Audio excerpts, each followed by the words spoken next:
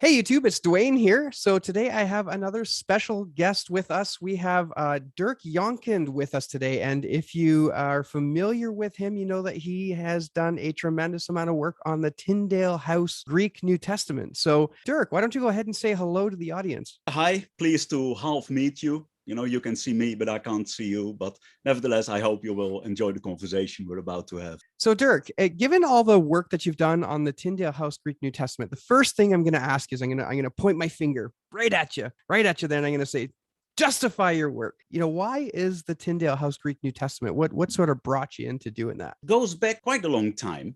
Conversations we've had in and around Tyndale House since I think 2002, 2003, thereabouts. We are looking at the Greek text. Now, my then supervisor, my doctoral supervisor, Peter Head and Pete Williams, we're having sort of email chats and basically saying that it would be nice to have a new textual commentary on the Greek New Testament, because there are quite a few variants where we think that either better decisions can be made as are available in then, I think, Nestle Aland 27 or so, or where there is more to be said to actually unpick the genesis of those variants. Now, what started out as a desire to do a textual commentary actually quickly became the sort of thing like, well, why don't we produce the text as well on which our textual commentary is based?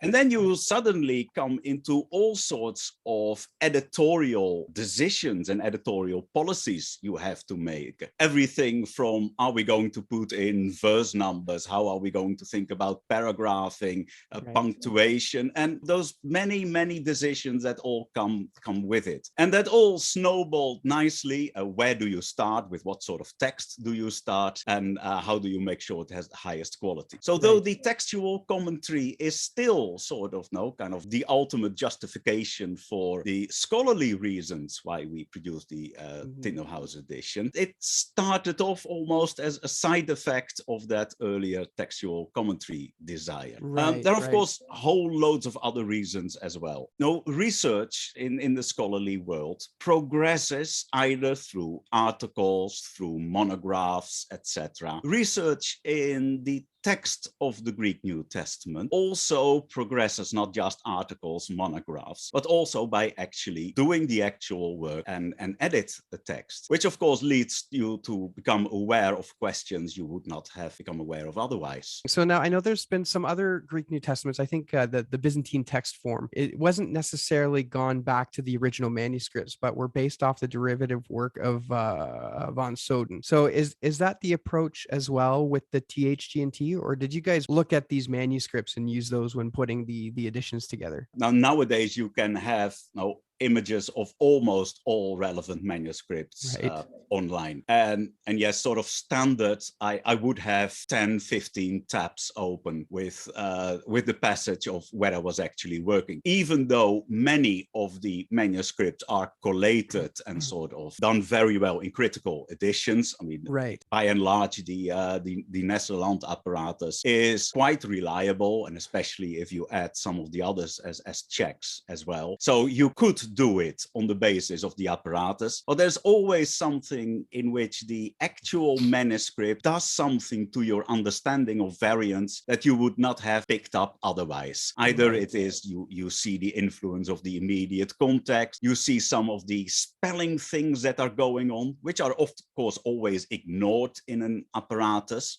So in the actual manuscript, you always see much more than you would get from an apparatus only. Well, I did my doctoral dissertation on Sinaiticus. So the actual manuscript I've had open on my desk for a couple of months when I worked for the British Library. That is such a beautiful environment to work, because during my work time, I was working with Codex Sinaiticus. But then in my lunch break, I was free to wander into the manuscript room and just walk through the stacks, and you pick up this manuscript and you pick up that manuscript from the shelf. And it's just fantastic, that immediate access to the manuscripts. Yeah, that's amazing. You talk about touching the manuscripts, right? Like that's just such a world that is so far from me here. There's no way I'd get in that close, right? That's awesome. That's amazing. So then with the THGNT, are you ready for this one? This one Yeah, wasn't on go the on. list of questions here. So do you think that the THGNT has a better text than the Nestle Aland? If I would say no, then of course your question is, why did you produce it?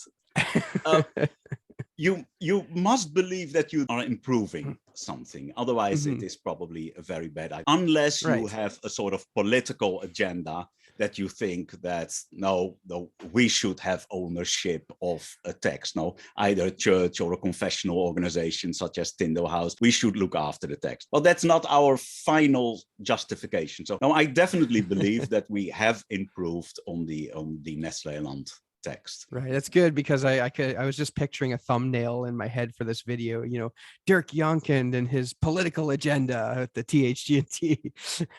But now we won't go. That's good. That's good. Then what does the day of Greek New Testament editor look like? Now, the research time I have available, which is of course only a fraction of the actual days, how the editing went about is that early in the morning, no, it is something that gets you out of bed. Like you wake up, great, I can do another couple of verses or another chapter or so. For example, I started off with the letters of Paul, which are easier in general than the Gospels or Revelation, for example. Say, you didn't start with Revelation, eh? I didn't start with Revelation, no.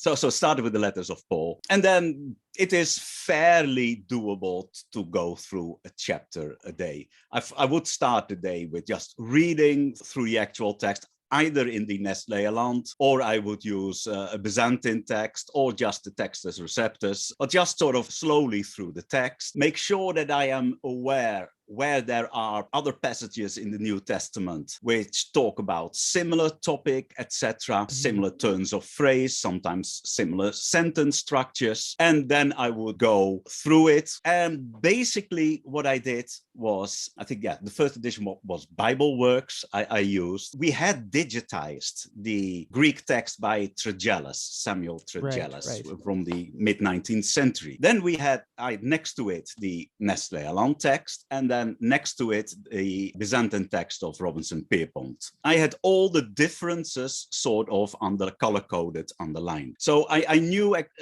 more or less where there were the issues that I should pay attention to. Now then add that I always had the actual apparatus open of certainly Tregellus, but also of Nestle Aland, and quite often Tischendorf as well. And that is how I decided which variant merited a little bit more attention. I would take notes on each of those variants, so record the reason why. Sometimes it was just on external evidence, and then no note was necessary. But sometimes I had to give myself a pointer or a reminder, look, this is the reason, this was the lines along which I was thinking at the time. We touched on this a little bit with the comparison between the NA28 and the THGNT, but do you believe that the THGNT is the closest thing that we have today to the original text? Without wanting to sound arrogant or so, but yes, I think it is, to be honest. So if you'd ask me, do you recommend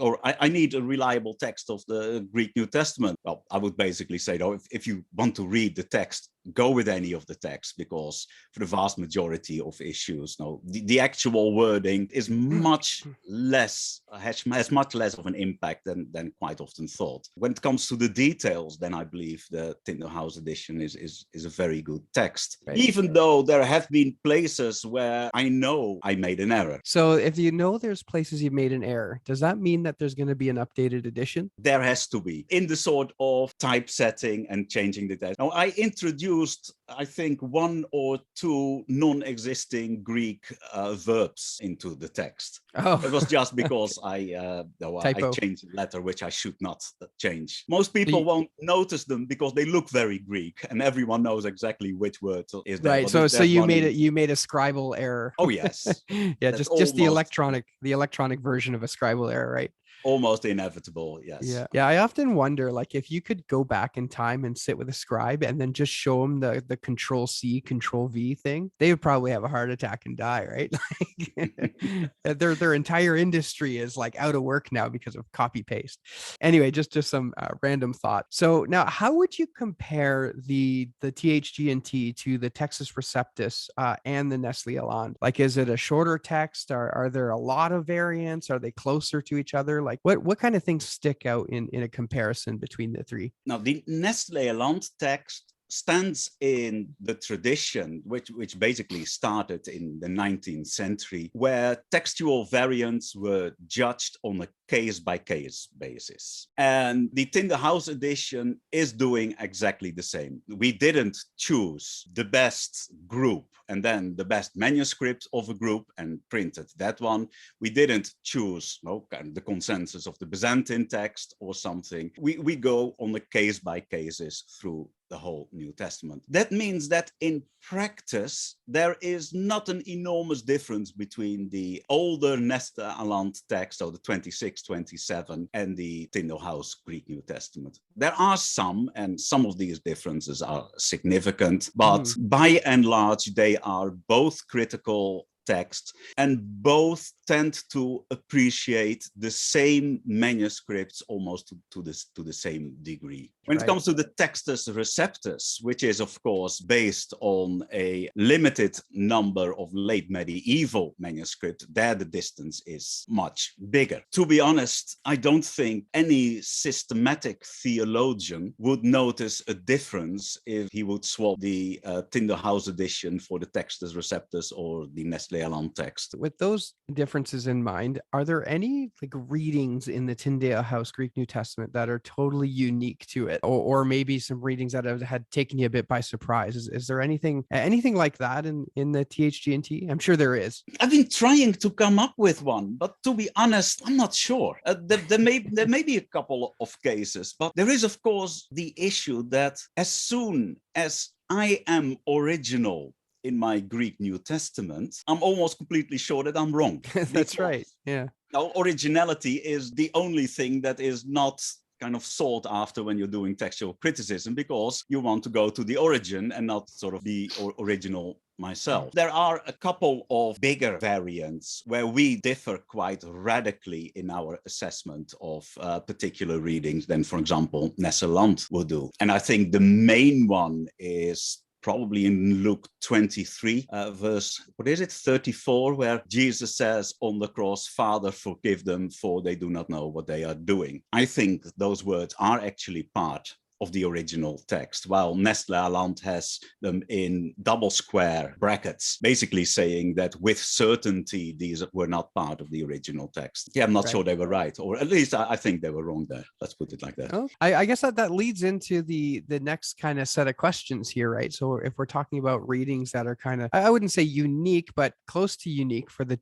THGNT when it comes to the comparison of the critical text, you had actually had the long ending of Mark put into the text. So it's right in there, Mark 16, 9 through 20. So I take it that you're convinced that Mark 16, 9 through 20 should be part of the scriptures since it's in the THGNT? Well, this was the only place in the Tyndale House edition where we have actually sort of an introductory note in the Tyndale House edition, which is definitely not part of scripture. And the introductory note is taken from minuscule 1, saying that in many of the manuscripts, the following words are not found, but some of these have also this, and then we get the long ending. In the end, the issue of the long ending of Mark is for me much less of a clear-cut case than it is apparently for many other text critics. I think everyone will agree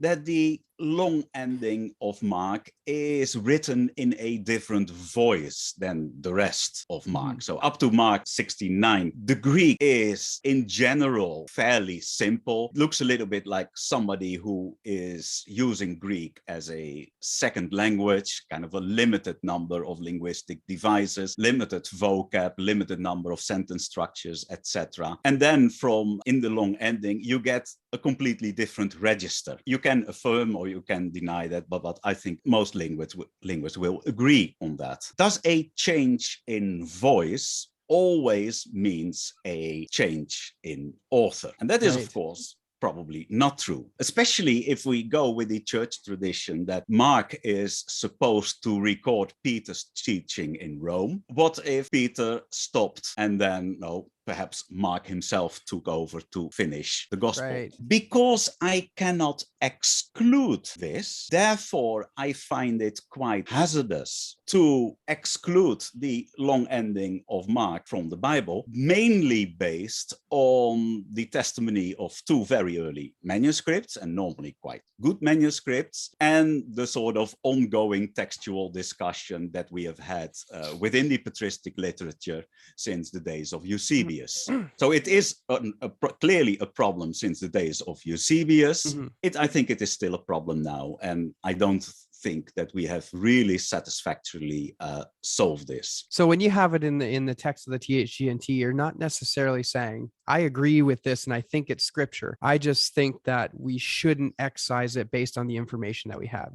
Would that be a good synopsis of your position there? Yeah, I think so, yes. And also because we put in an explicit note saying that, look, this is the status of this particular section. What about the story of the woman caught in adultery? Can you tell us a little bit about how the THGNT has handled that? This is the famous story in John 8, of course, the last verse of John 7, and then the first 11 verses of John 8. Here, the external evidence for its not being part of the Gospel of John is much, much stronger than for the long ending of Mark. So the external confirmation that for the first centuries, 5-6 centuries, perhaps only a very few manuscripts will have contained this particular story in the Gospel of John. It is quite strong. So therefore, I did not feel it appropriate to include a section which I know is loved by many people and is very